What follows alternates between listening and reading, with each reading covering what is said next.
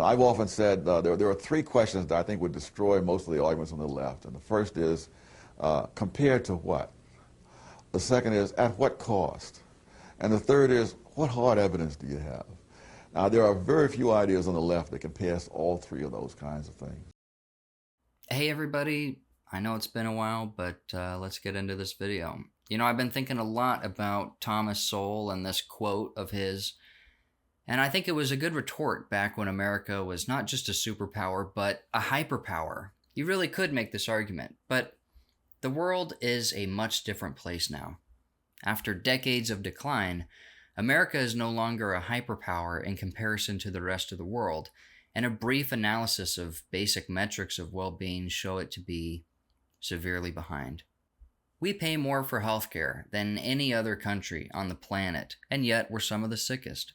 Our food is pumped with 3 times more additives than Europe allows, and now we're some of the fattest people in the world. Our education system has been turned into a state-run daycare, turning its focus from educating to indoctrinating our kids, who in turn can barely read, much less think their way into any sort of resistance. Our economy is comprised of debt, which is then used to create more debt. It's 1,000 infinite growth bubbles, all ready to pop at a moment's notice if the government were to take its thumb off the scale and, failing to ensure that we grow our GDP 3.21% annually. Our media is state-run propaganda where the truth can never be found. We are no longer a great country. We're not even a good one at this point. I won't endlessly list the ways in which our country has fallen because you know them all. We can feel them happening in real time. So when you hear this clip of Thomas Sowell defending America and capitalism, really, just remember that we have hindsight on our side, and we can afford to look back and reassess. The reason Trump was reelected was because of this hindsight. The old neocon vision for the globe is disintegrating, while the new populist right becomes more and more America first.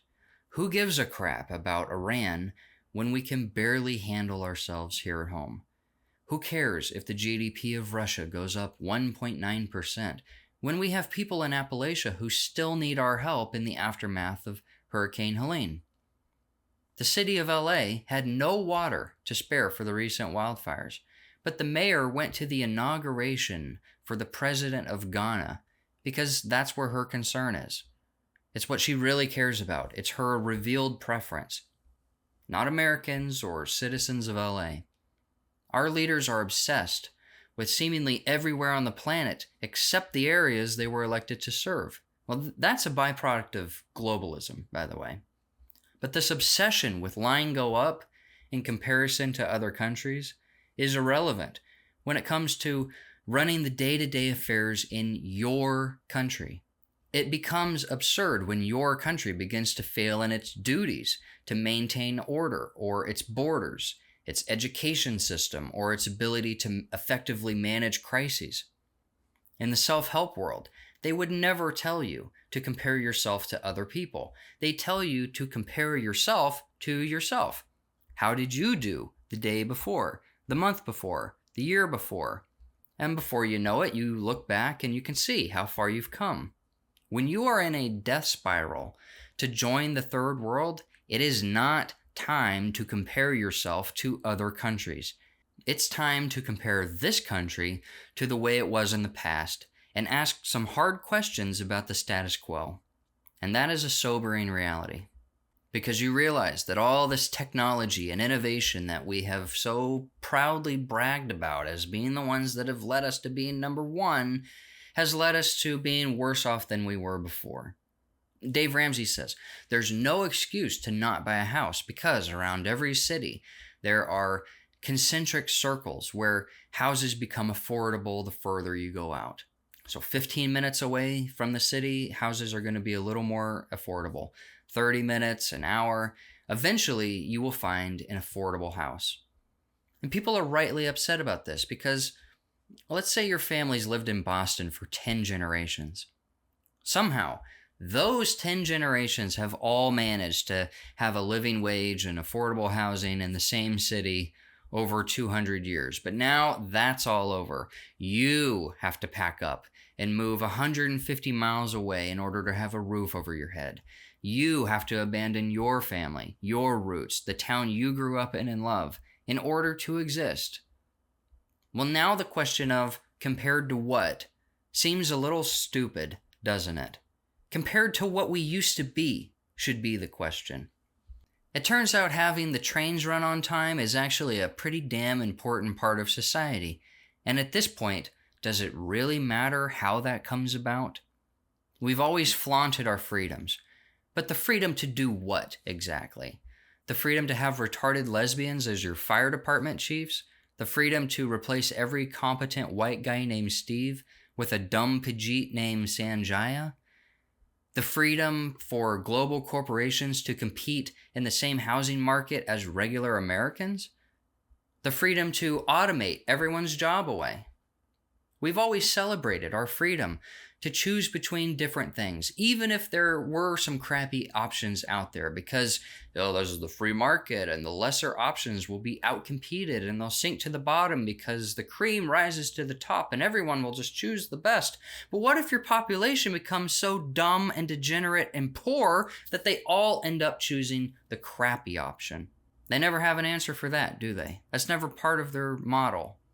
I could name 15 freedoms I would gladly throw down the garbage disposal if it meant my country was a safe and prosperous place. For the sake of your country, people should not have the freedom to do whatever they want.